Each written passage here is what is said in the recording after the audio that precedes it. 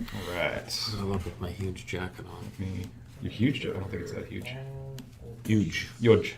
Huge. I believe we are live on all the things now. Let me just double check. Instaface. Yep. Cool. Snapface is live. Snapface is live. All right. Welcome to the Zero BS live chat session with Javad Shadzi and Nate Stewart.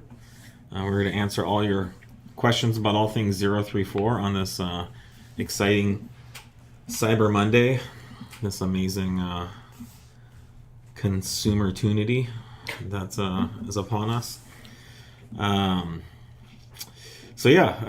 Put your question into the comment field of the social media browser of your choice. We're currently on YouTube, Facebook, and Instagram.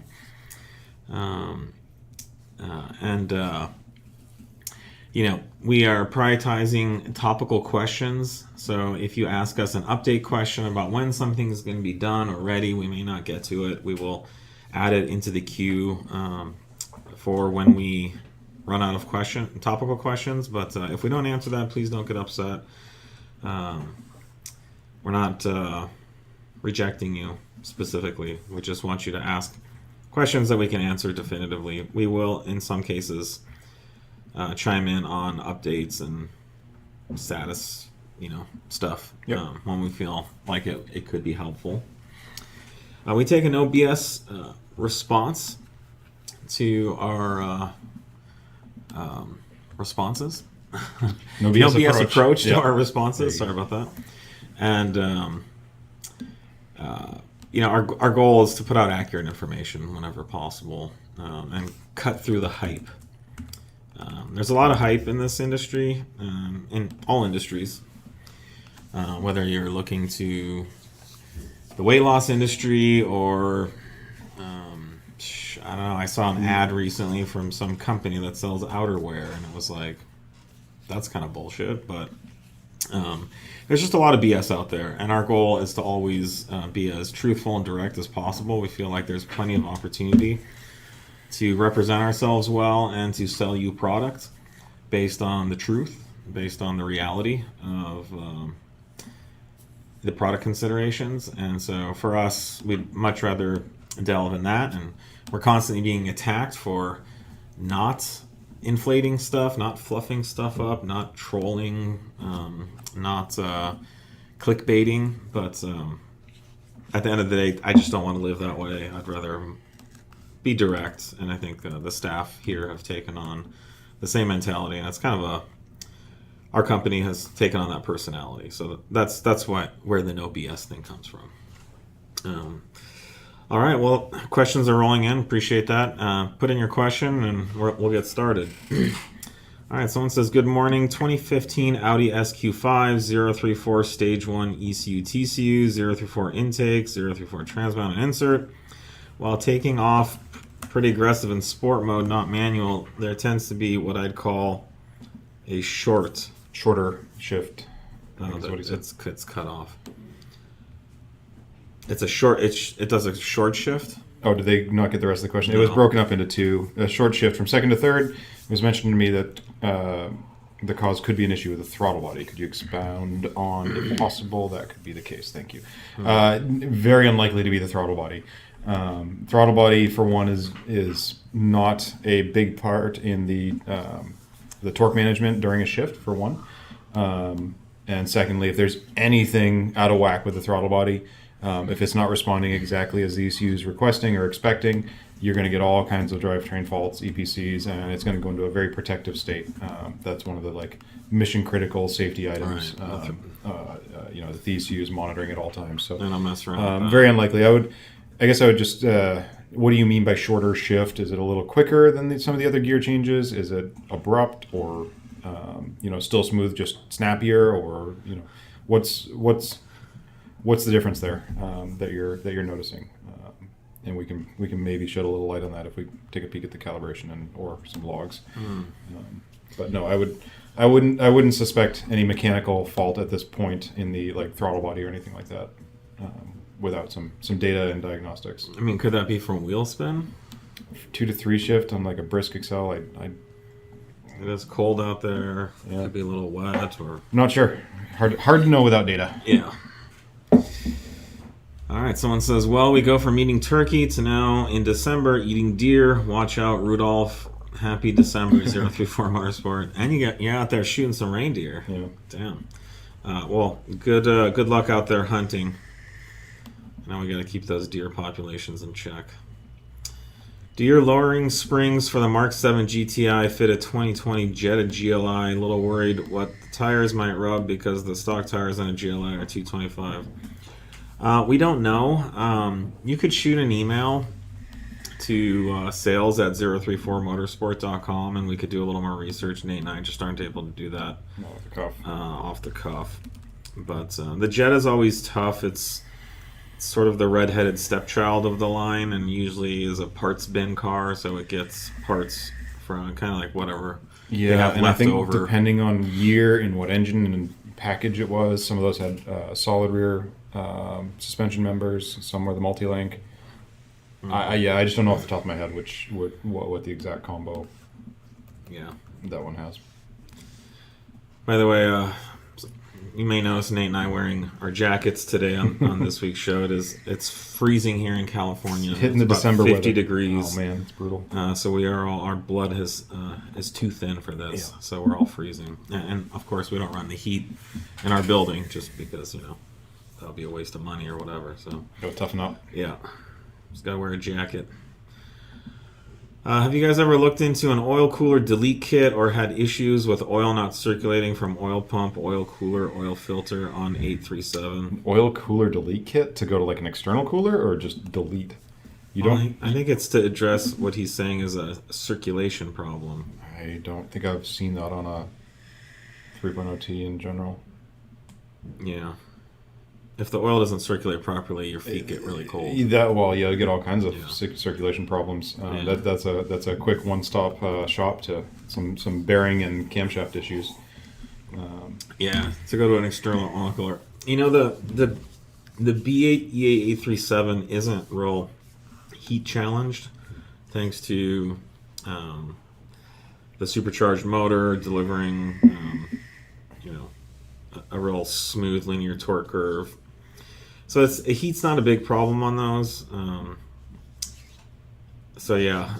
we have not, and we're not aware of the factory oil cooler being a problem. Not especially not from a circulation point. No. I'd be curious to know why you think you have a circulation problem, or what data you have, or what experience you've had to lead you to that. Yep. Hello, B9 3.0T ECU Stage 1, ECU Stage 2 TCU. Is it bad to bounce on rev limiter in manual mode occasionally to pick up chicks? I added the pick up chicks one. Yeah. Is it bad to bounce on the rev limiter? I mean, no. The rev limiter is there for a reason. I guess it depends what you consider, occasionally. But even so, it's well within like. Especially stage 1, ECU, you're at stock rev limit at that point. So no, it'll be fine. Yeah, I would say occasionally, definitely not a problem. I would say even frequently, probably not a big deal. The rev limiters sound way worse than they are. They're actually not. It's pretty easy on the engine because the engine goes from producing power and combustion to just not.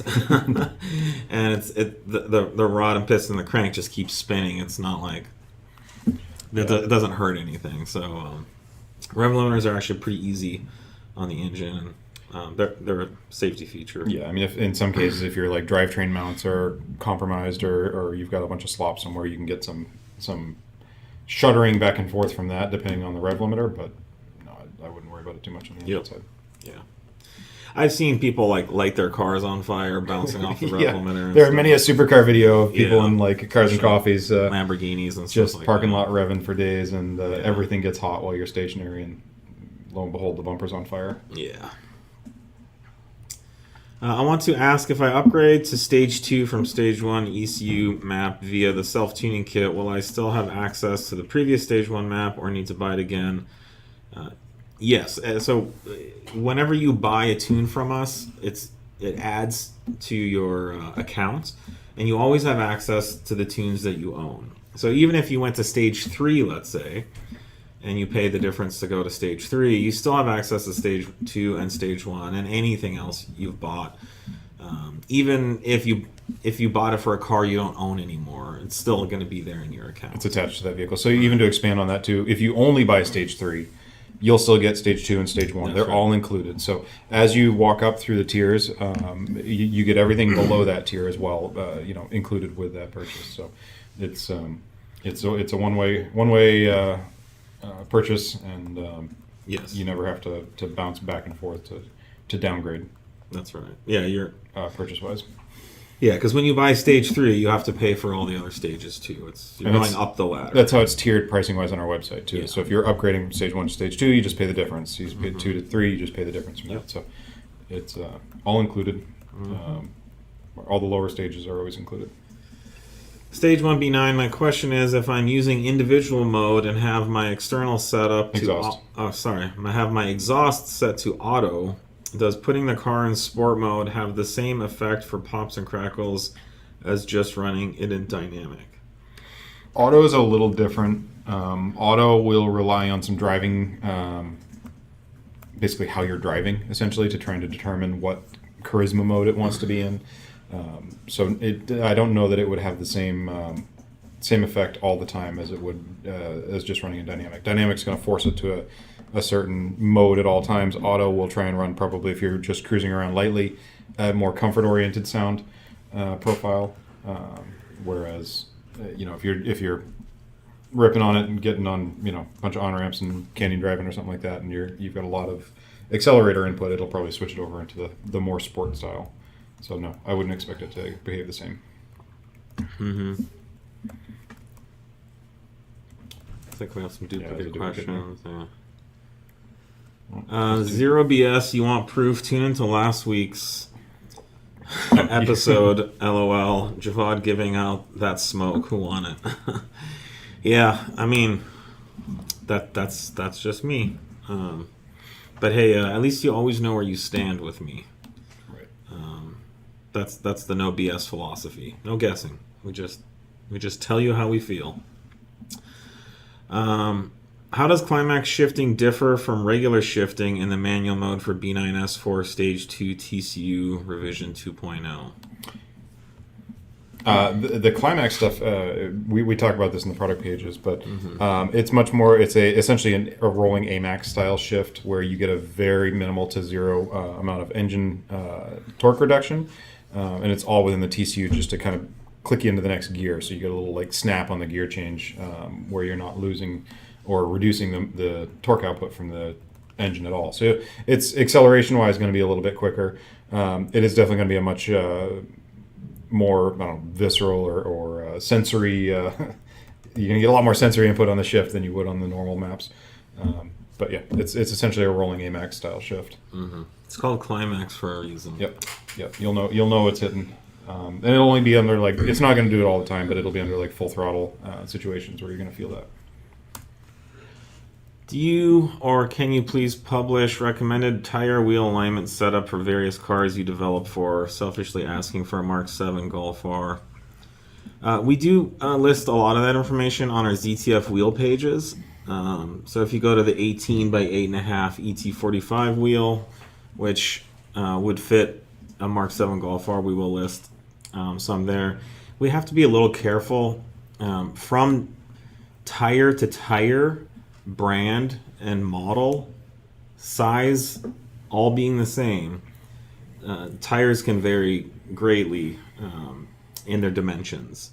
So the 245 40 17 on the side of the tire is supposed to be the size specification of a tire, but you could go to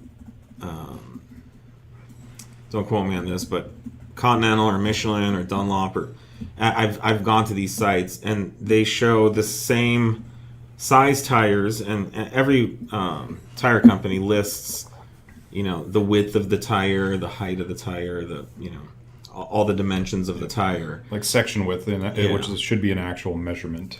So like a 245 isn't 245 millimeters exactly, and so they'll actually measure the tread width and put it there for that quote-unquote 245 tire. And you can see from model to model in the same chart that the same size tires are actually different widths.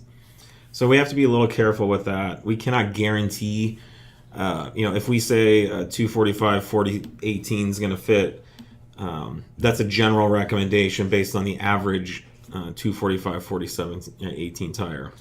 We can't guarantee that your Sumimoto whatever 245 4018 tire is gonna be exact fit. So you got to be a little careful there. But in general, we do list as much as we can.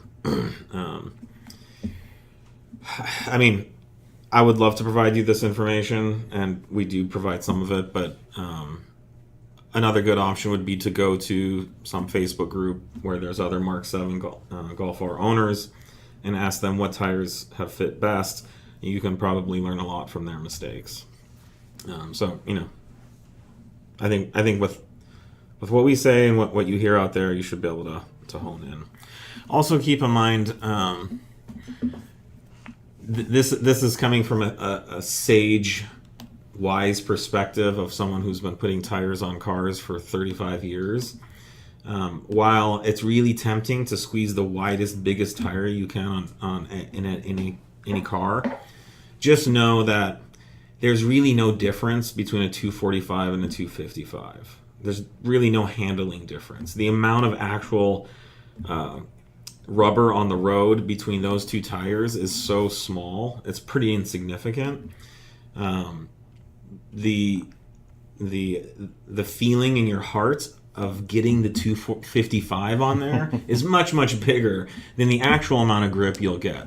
Now, if you're going from a 245 to a 295, okay, that's a substantial difference, and I think you'll be able to feel the additional grip and stuff like that. But what I see, the mistake I see a lot of car guys making is that they sacrifice things like rubbing, poor fitment, a tire that's too big for their rim, Compromised alignment. They'll run way more camber or some sort of compromise in there to get the tires tucked in. Yeah, then just simply going with the smaller tire that would ultimately handle better, drive better, maybe not look as cool or whatever. But you want to be careful. It's not worth making your car drive and handle worse for a bigger tire. And that seems counterintuitive because I think in everyone's mind it's like bigger is better. But optimal is better. Optimizing the fitments, taking consideration all the things that contribute to the way the car drives and handles is the most important thing. Now, if your car is just a car show queen, if it's just the stance works, whatever, then I don't know. You do what looks good. You do what feels good. But what actually is going to be faster on the track isn't always the biggest tire. So if in doubt, just go with a slightly smaller tire and or check a bunch of different brands. Like Joe was saying, the actual real widths will change dramatically. Yeah. There's a follow-up. He says, I want to go from a 225 to a 245 for the track. I'll shoot an email. Yeah, shoot us an email. I think a 245 should fit a Mark 7, but we'll help you through that, and we've done plenty of those here. Question: what are your top 5 favorite factory VAG paint colors? Well, top 5. That's a lot. It's a big list of. I don't know. It's tough too because I've been around a long time, and I could say things like Nagaro Blue or, and it's just like, that's just so outdated. I know, Tornado Red. That was just my first 90 and 5000 Quattro were both Tornado Red. So I like that dark kind of burnt orange color. Whatever that, I don't know what color that is. Mark 5? Yeah, maybe Mark 5. I've seen it on R8s or RS4. I don't know. You can get it. You can get any car in that color. Sunset orange? It's just like a it's orange, but it's has a dark, rich. And you got to go with the Floret Silver. It's always a good one. Oh yeah. Cactus, the cactus green, always looks good. Cactus green was cool on B5s. Yeah. I honestly thought Nardo Gray was cool at Nardo? first. You know, Nardo's? then Nardo? it got dragged hard after about 6 months. You could just say the Harlequins, and that just covers about 5 right there. Yeah. Great Falls Green is awesome. Oh, Samoa Orange. Some more. I'll be honest though, I'm not a big color guy. I really don't care. Yeah, it looks. You see so little of it from behind the wheel. That's kind of the big thing. You see like a little strip on the hood, and maybe on your B pillars. Yeah, it's like cars and boobs. I really don't care what color they are. You know, that's fine. It's not what I'm looking for, the color. All right, best oil you guys would recommend for a ZF8 in my B9 RS5. Not tuned or modded, just want good stuff in my car. You know, we push the Liquimoly stuff here. That's a very reputable brand. Some people have called it hot dog water. I don't understand that, but it is a OEM, meets or exceeds OEM specifications. Very good quality oil. I see what you did there with the meats. I honestly don't. I don't know of like super bad oil. I'd probably stay away from Pennzoil. Yeah, just look for the VW spec. If you're that's hitting the spec. VW like 805 or 805, whatever the current spec is on your car, if it hits that, it's gone through a lot of testing to ensure that it's going to be adequate for your situation. Yeah. So like Nate said, if it's factory specified, it's good. I think I say this all the time about gasoline, and it's the same for oil. Oil is manufactured to a very strict specification. There are laboratory grade specifications that have to be met for every oil to be sold and marketed. It's a very precise, quality controlled manufactured product. One of the most stringent QC standards in the world for anything that's manufactured. Yep. Oil, gasoline, this is not like buying orange juice, it's laboratory tested, and you've probably never heard of like an oil company doing a recall saying like, whoops, sorry, that oil that we sold you was bad oil. Like, it just doesn't happen, so don't stress. I don't even know about Pennzoil anymore, but Pennzoil used to supposedly have like paraffin wax in it or something. Well, they all have so many different formulations now. So again, just check the actual specs that it meets. If it meets the requirements for your vehicle, then chances are good you'll have. You talk about ZF specifically, ZF8. Yeah, same. Everything I said. Same thing. For transmission, they have all the spec fluids and for transmission fluid. Because ZF8 is also not VAG specific either. There's a bunch of makes and models around. Yeah, it's in there's every a fair bit of fluids that are compatible with it. But just make sure it meets VW spec. You'll see there's a VW number in your owner's manual, and use that. There's a lot of things I would spend more time thinking about buying than oil. So just get whatever looks good, factory rated, we're good. All right. All right, so it says, I live semi-local to 034 in Fremont. I wanted to share my experience with your 034 team. I recently experienced a total loss car accident with my 2020 SQ5. 034 offered me, I'm glad to hear it sounds like you're okay. 034 offered me a replacement of a host of parts. I truly feel indebted to you and your company. Thank you for taking care of me when I replaced my Audi. I didn't know how to reach the both of you. I wish you happy holidays. You just Thank did. you. Oh, great to hear. It's you're our customer, and something bad happened, and I think we're glad you're okay, but we're also glad that you're staying in an Audi. So we want to keep you enjoying our products. I can't reiterate enough that for us, when you buy something from us, that's when our relationship starts. And, for a lot of companies, I think their goal is to sell people something and then they're done. And for us, that's just the beginning.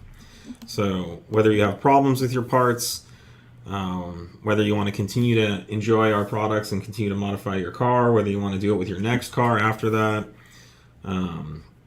whether you have a tragedy strike, we do what we did for you for a lot of people, and it's our pleasure. So we're glad that we can be here to help, and thank you for saying something about your means a lot. Thank you. 2016 CREC. Just had my PCV go out for the 3rd time in 2 years. Anything I can do to upgrade the parts to stop this? We are working on some of these PCV options, just like for our very successful B9 PCV fix. I'm sure there's people out there upgrading to other factory parts. I've seen stuff like that, but I would say I can't recommend anything like that. But we will take note of your experience here, and we are working on some solutions in general that we hope to release in the future. Happy holidays, guys. Woohoo. I saw those belts this weekend online. Will they start being shipped with your pulley upgrades, and how would you compare them to the Continental ones currently included? Cool. Thanks for your question, and leads us to just talking about the belts in general. You're right. So we did release our new line of Dynamic Plus high grip Supercharger belts. This is a belt that we have developed with an OE manufacturer who makes serpentine belts. It's not Continental, unfortunately, for a lot of people who are outraged at the thought that we used Continental, which I don't know. I think that would be pretty fucking cool. Why is that a negative? I don't understand the world. We did not use Continental just because they are a very big OE supplier of belts, and I think just to even talk to somebody at Continental is not easy. To convince them to make you a pesky, measly little belt for your tiny little Audi performance business would be difficult. We'd probably need to buy like 100,000 belts at a time or something ridiculous. So if you can get a hold of them, in the time frame you need. Not Continental. That would have been cool. But we did work with a different OE supplier who would talk to somebody like us, and our goal was to actually come out with something stronger and better than the standard Continental OE belt. The standard Continental OE belt is a very good belt. It's a factory OEM belt designed for factory OEM power, performance, boost levels.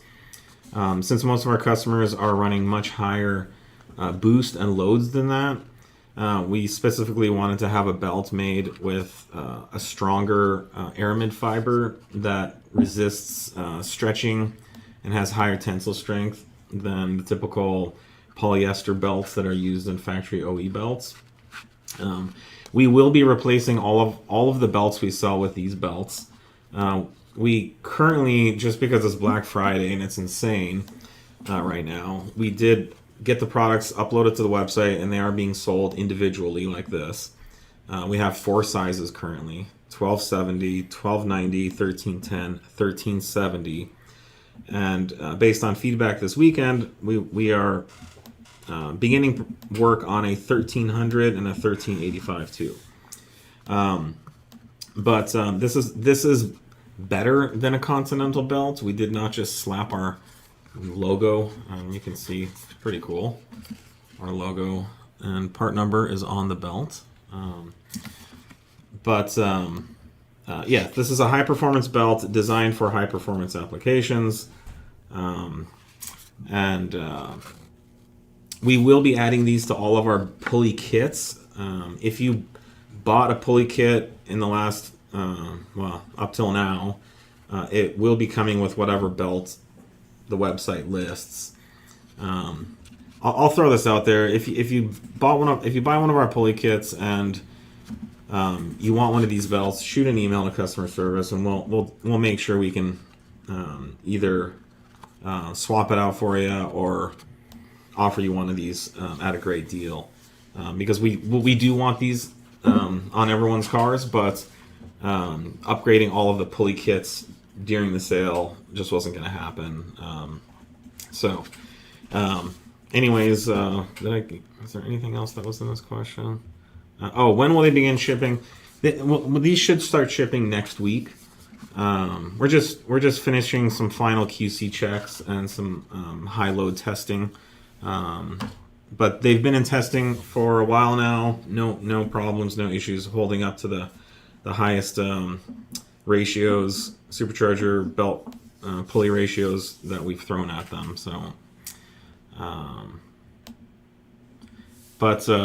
these should be shipping next week.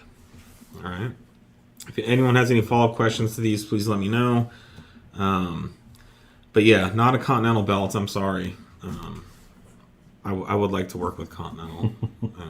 And these are a little bit more than the Continental belt because they use a more expensive aramid fiber. That's another thing to keep in mind too. Just saying Continental doesn't mean the belt you get from them is necessarily designed for a supercharger load either. There are a number of different classes of belts. Some are for just noise abatement. Some are designed to draw high torque loads like a supercharger. So, not all. Well, listen, I think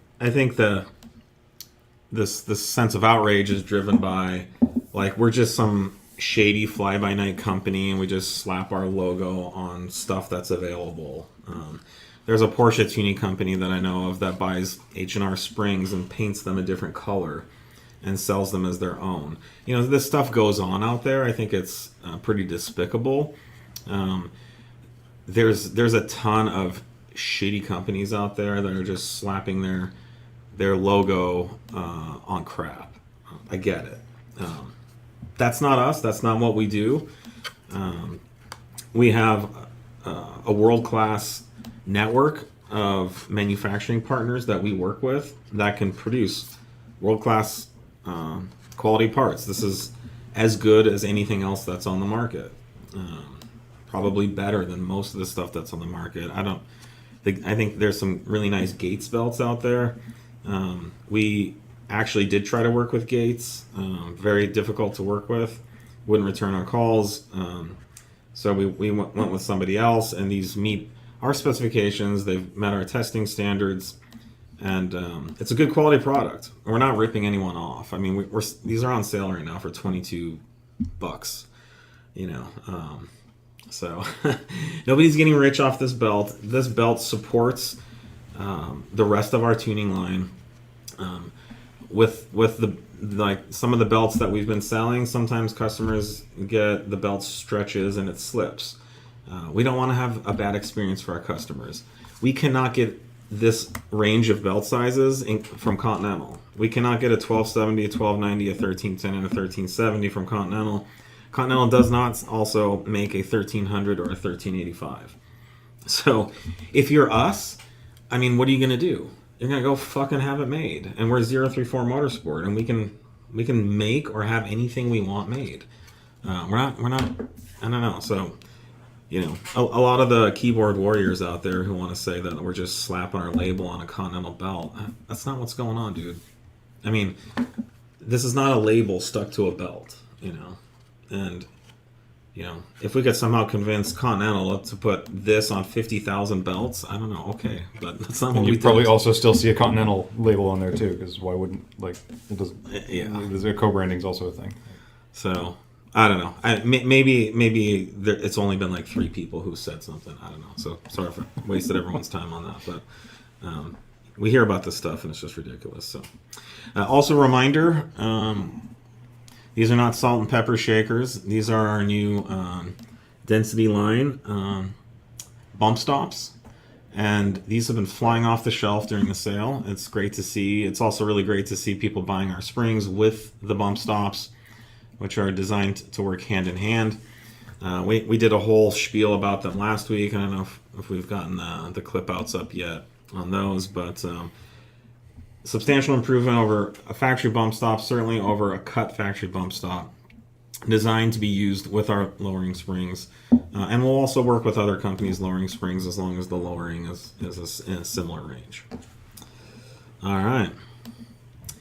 Someone says, I'm going to buy the belt now that you confirm it is engineered to exceed OEM and isn't only cosmetic. Yes, no, absolutely. Cosmetic belt would be rough. I think you know, hopefully you know by now that we're all about upgrades. 034 Motorsport is not just flipping factory parts. You know, we're not like not that there's anything wrong with it, but we're not Miley. We're not, you know, we're not an OE parts supplier. We're 0 through 4 Motorsport. Fucking do badass shit. So if we release a belt, it's gonna be the best belt around. All right. Would you all put the trans or engine for B8.5 S4 test pipe install? Would you all pull the trans? Yeah, pull the engine and trans. And would you do it on jacks or jack stands? Well, we would do it on a lift. Unfortunately, we're a little spoiled in that department. If you have to do it on jacks or jack stands, I believe it's possible. Yeah, plenty. I'm sure plenty have done it. But You can do it by dropping the back of the subframe down. So you basically would loosen the front subframe bolts and I think pretty much remove the back ones. And you want the whole subframe and motor to kind of tilt down. And then the hard part's getting the factory cats out. Once the factory cats are out, the test pipes are easy to get in there. Again, all for your racing use application. but no, I don't believe you need to pull either of those for. But you don't have to drop the engine or trans. And if you've never done it and you're not sure, I don't know, just be careful.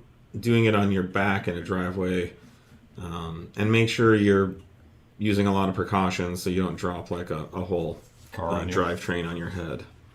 I actually did have a friend die recently working on his car from something similar, so just be careful. Do you offer belts for the B8.5 A4? Would there be a belt to replace the OEM belt on a B9 RS5? The belts that we're offering specifically are Supercharger belts for the E8837 and CREC motors. They're not for alternator or stuff. Honestly, those belts are fine. The challenge that arises is as you increase boost, the load on the supercharger increases substantially, and that means that the belt that connects the supercharger to the crankshaft is under more and more strain as boost goes up. And so you need a stronger belt that resists stretching, that has higher thermal capacity and overall higher tensile strength. And then you also need a proper surface treatment to prevent slippage. So anyways, that's the serpentine belts are for supercharger applications specifically. I don't see us coming out with alternator belts or power steering or serpentine belts for that application. These are serpentine belts. But this is not your average alternator belt. Yep. This is a much stiffer, stronger belt. Yeah, and that also these are 7-rib belts, which are not very common outside of this application. So. Mm-hmm. The Continental belt I used had too much slack, and the tensioner was maxed out. Well, this is another reason why we made these. Is the size of the belt is one of the critical factors to it working properly. Which equals to the proper tension for the different pulley sizes and ratios you're using. So for us to have these belts made, that's one of the main benefits is we can provide precise sizes that tuning peeps need. Hi, I run your 0 through 4 rear anti-roll bar. Is there any benefit in running the adjustable end links? Thanks from England. Yep. The benefit is more towards being able to reduce any preload. Every sway bar, no matter how hard we try, isn't going to be perfectly level from one side to the other, and then there's also variation in the various suspension components. And so if you put the bolt in and bolt up one end link on one side, and the hole doesn't line up on the other side, and you have to kind of bend the sway bar to get the bolt in, and then you've now added some preload to your suspension. So that means you've kind of increased the spring rate on one side and reduced the spring rate on the other side. So ideally, with an adjustable end link, you can have slightly different length end links to ensure that there's no preload on the bar. That's the main benefit. With our end links as well, they're going to be much stronger and just be able to withstand more load. A stiffer sway bar puts a lot more strain on the end links, and a lot of the factory end links now are made from plastic. Some are just really chintzy stamped steel, which is fine for this soft, the tiny stock bars. noodle of stock bar. But once you get into these really stiff bars, you're going to want a stronger end link. So in general, we recommend always upgrading to our end links when you do our sway bars. If you're still running stock, it's probably going to break at some point. So keep that in mind. And cheers. You just triggered our zillennials here. Your sway bar 6-7ing. Oh, did I say? No, you did the. Oh. We're gonna Did I? Wow. Yes. You sign This languaged happens, it. Yes. This happens at home all the time. Burble B8.5 Burble stock Burble tune on stock cats. How long will the cats last? Yeah, it's not something we typically recommend. The stock cats, they flow well. We've talked about this a lot. They're performant cats. They actually flow quite well and can hold, deal with quite a bit of power. But even in factory, on a factory calibration, the matrices just don't hold up very well. So yeah, we don't generally recommend running that on the stock cats. We have no definitive answer as to how long they'll last. That very much depends on driving style, conditions, life of the cats, how much of life is left in them, how you drive, all of that. So yeah, that particular combo we don't typically recommend the Burble tune for. Yeah. Why do you guys have more advanced code reading abilities for manufacturer fault codes? I'm not sure. We don't. We have, pretty robust fault code reading. I think what maybe you're asking is our data logging and data capture stuff, which we have much more advanced stuff than what the the normal OEM tools will let you do. Code reading, fault code reading, and all that. That's all standard. We don't manipulate or change or play with any of the way those are read out. So we get the fault code, the full snapshot history. That's all pretty normal industry standard stuff. The data logging side of things, we do rewrite the way that's done internally, so we can extract and read the actual live data from the ECU's memory. But that doesn't necessarily have anything to do with fault codes per se. Yeah. Someone says, how did track testing go with the SQ7? Impressions on that hunckin SUV 4.0 T rocks. Yeah, what do you think, Nick? It's a lot of car. That thing, it got up, it went, it was fast. It's a lot of car to slow down. So it was putting the 034 braking kit components to their test. But no, I mean, it was solid the whole, through the full session. The thing slides and is more active than I was expecting. I did a couple of tests, both with the nannies all turned on, turned off, turned on. The thing will still walk around quite a bit on power for corner exit.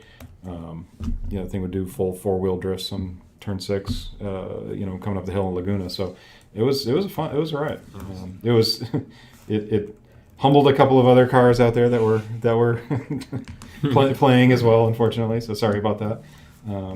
Your Mustang still sounds good. Yeah, and that's with our new beta stage 1. It's our stage 1 and TCU software calibration. Yep. Yeah.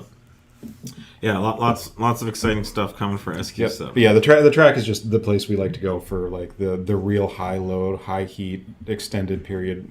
Just the kind of thermal testing you can't really do in a street environment. Yeah, it's really hard to get a 4M or 4.5 car sliding around on the street. That is difficult. you gotta be in a very not non-condoned driving style. And they have a lot of tire under them. It's a big car, but it's got a lot of tire too. So yeah. It was a whole new perspective of the corkscrew, though. It was, 2-3 feet higher, you can kind of like peer down a little earlier. Yeah. Stage 193 AY S3 with locked TCU. I feel a jolt in the transmission when I accelerate. Worried about strain damage on my clutch from added power. Should I flash back to stock until TCU tune comes out? I mean, we have a ton of these. Yeah, there's combos so flashed, much, and the 93 is not by any means the highest output that we run and have tracked and tested a ton of. So yeah. I'm not entirely sure. We do always offer a low torque and high torque options. So if you want, you can always go to the low torque output, see if that feels any different to you. But I don't know why it would. I guess I would need to see more data on what you're actually feeling. Like, we can work with you to get a log of this, or maybe a video, just to see if you can recreate it for us. But no, it shouldn't. All of the torque from the engine is being reported correctly to the TCU, and it shouldn't have any problem managing that in all of the testing and experience we've done. Yeah. Good morning, Lord of the Four Rings. Oh, wow. Yes, my son. Question, I only have a $3,500 budget. Should I go weight reduction like carbon fiber hood, Fenders trunk, or TTE710 Stage 3? I'm currently Stage 1 plus E85. I'll be honest, if you could do substantial weight reduction, like take 1,000 pounds off the car, that would be... That'd be something. That would be substantial. That would transform the performance of the car in a way that you could really feel. I don't think you're going to gain much. I believe your hood is already aluminum.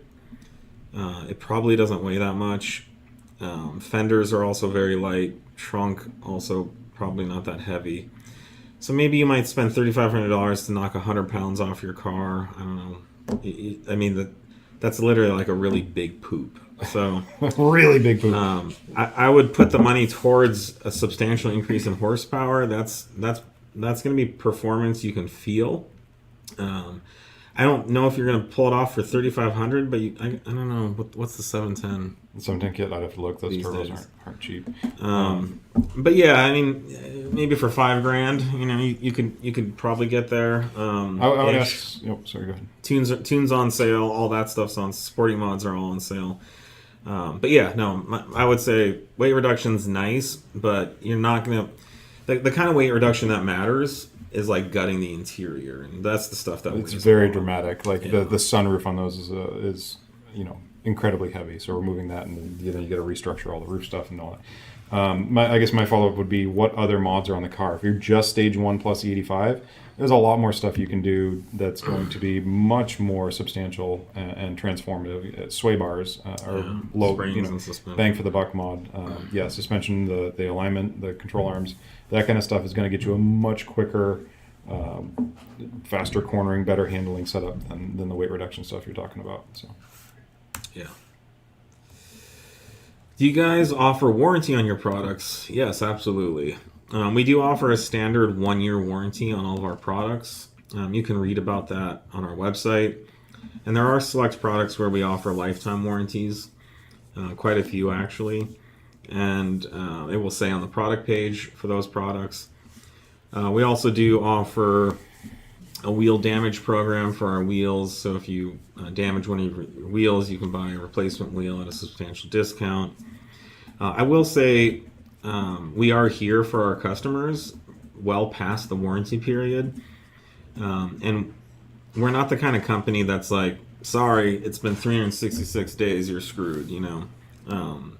We know what our products do. We know if they fail, why they failed.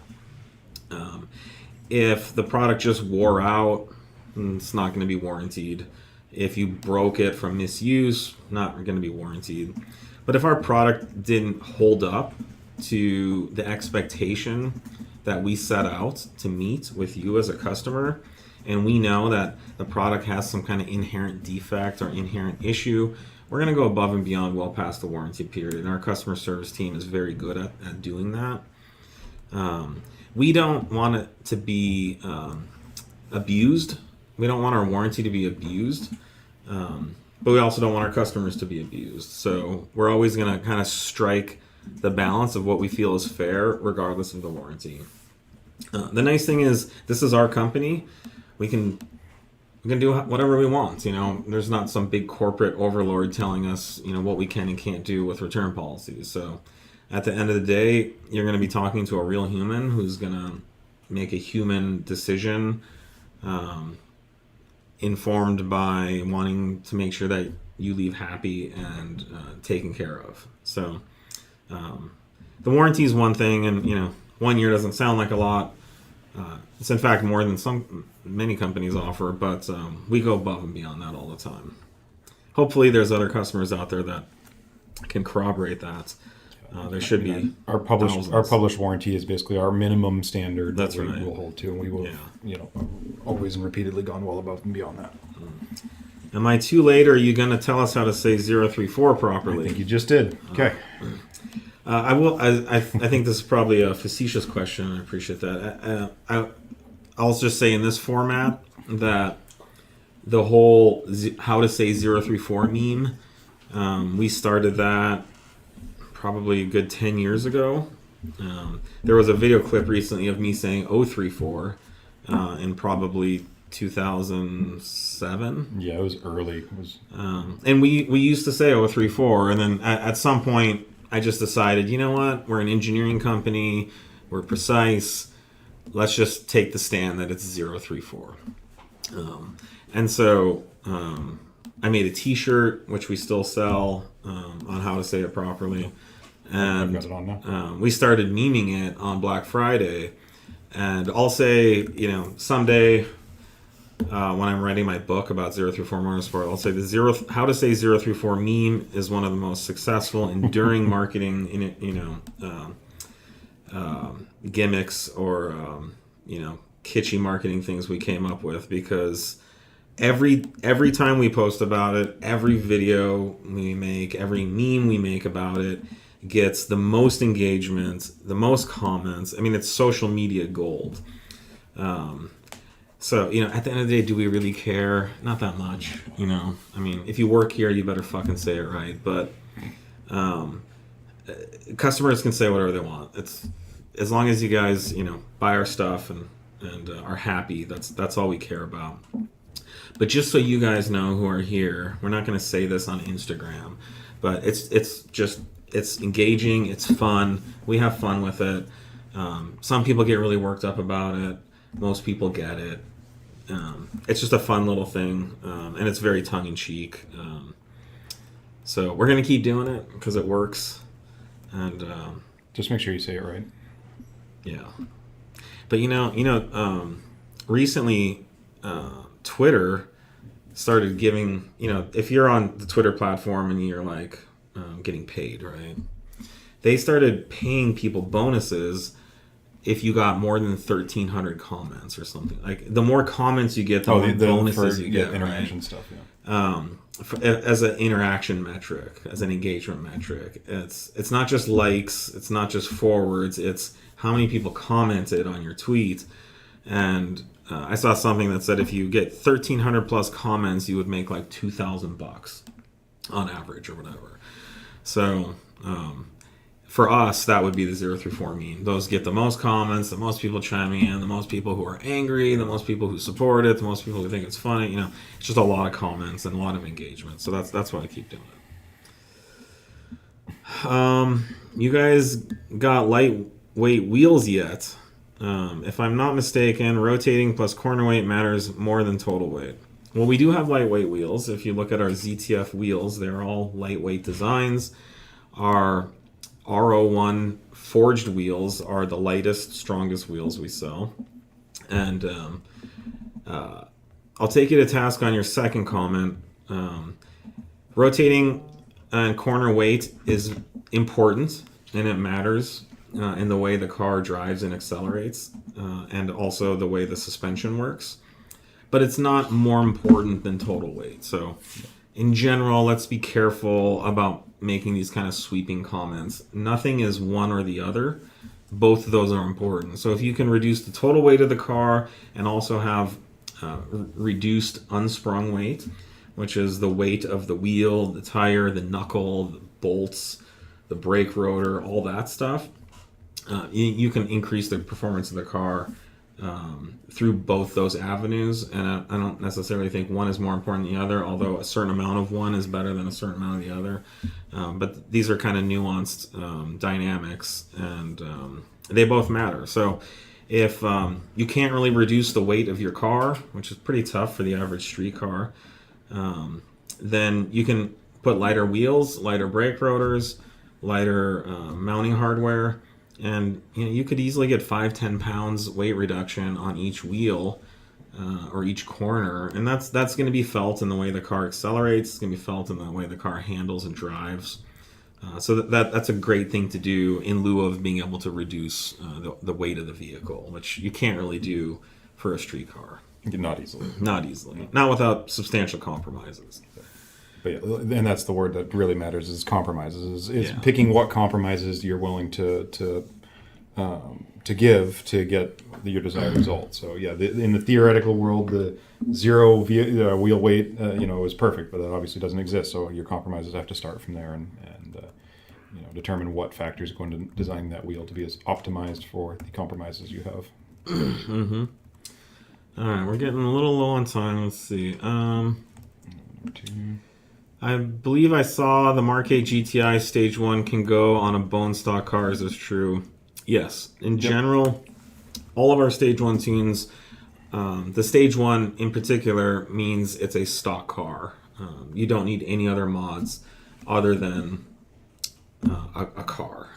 You do need that to start with. A compatible vehicle.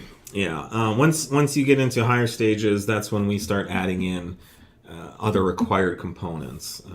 Not to say you won't benefit by upgrading.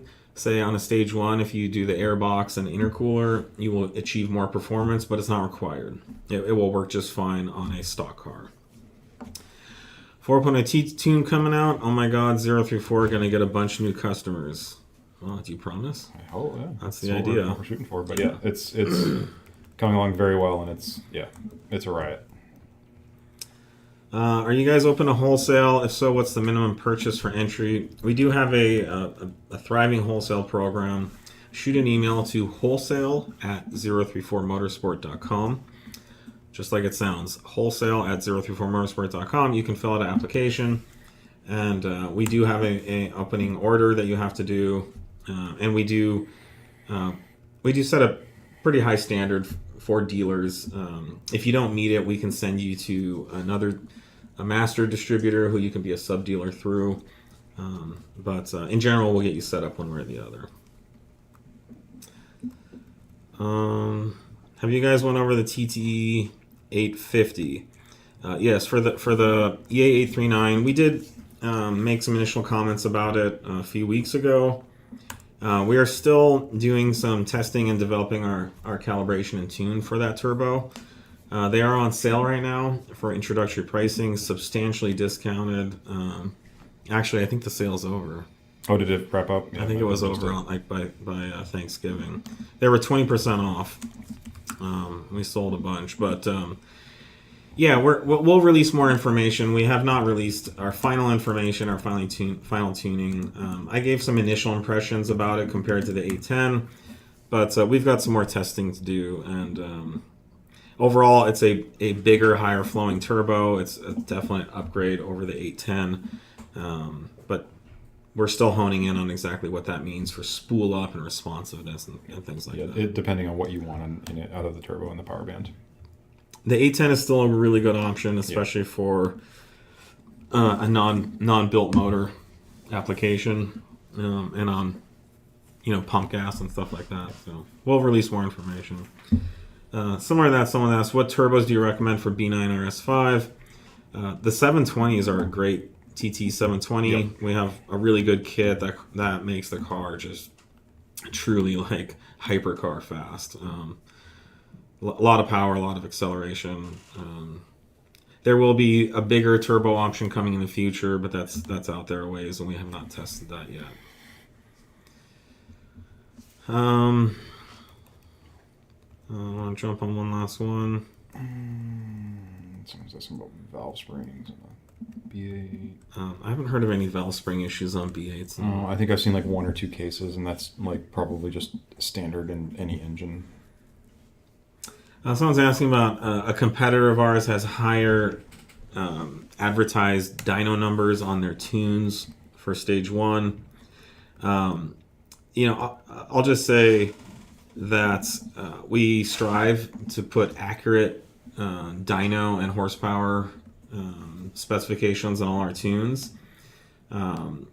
We are probably the one and only company who has the most accurate dyno advertised information. We are constantly getting crap for it because our numbers are lower than everyone else. The reality is, if you inflate your dyno numbers and essentially lie about them, more people will like your dyno numbers, and you'll probably sell more tunes. That's not the way we want to sell tunes. We want to be the company that gets taken to task for being too accurate, too realistic. So, it's a web page, and you can put whatever number you want on there, right? So just think about it. I mean, the Occam's razor explanation of all the dyno tuning advertised numbers is that if you put a bigger number on there, you're going to sell more tunes, and people will like it. You may have seen a meme of me recently talking about a dick measuring tool, and I have a whole spiel about this where if you had a clinic where men could come in and get their dicks measured, you'd do very well by rounding up a half an inch or an inch, right? No one's going to be angry that you said their dick's an inch bigger than it really is. This is just one of those things. I don't know. I don't want to get canceled, but if there was a clinic that weighed women, you could knock 10% off their weights too, and no one's going to get mad about that, right? So people do like to be lied to, especially if it benefits them or it's in their favor. We're the zero BS company that pisses people off for being too truthful, and it's the same thing with our dyno numbers. Yeah, we talk about this a lot too. Chasing a number is a difficult thing. Like it's some internet number that you're going after to make that's going to validate your enjoyment of the car. We have customers that come through that'll ask, like, I want to make like 800 horsepower on this thing, and they've got like a stock car they're starting with. They have nothing. They're just chasing a number. It's like, well, why don't you just do some of these basic, like, substantial mods that we've got that are easy and produce real numbers, and they find out that's plenty of power. So chasing a number is one thing. How it actually drives, how it performs, how it works is the other. And then, to Jawad's point, the dyno numbers are just, we strive for accuracy, and I will generally guarantee that if you've got an accurate reading dyno, you're going to get the same number we've got, or higher typically on everything we've seen. Customers that go to other dynos are almost always posting much higher numbers than our advertising numbers. Because again, the dyno shop is in the business of making happy customers. Yep.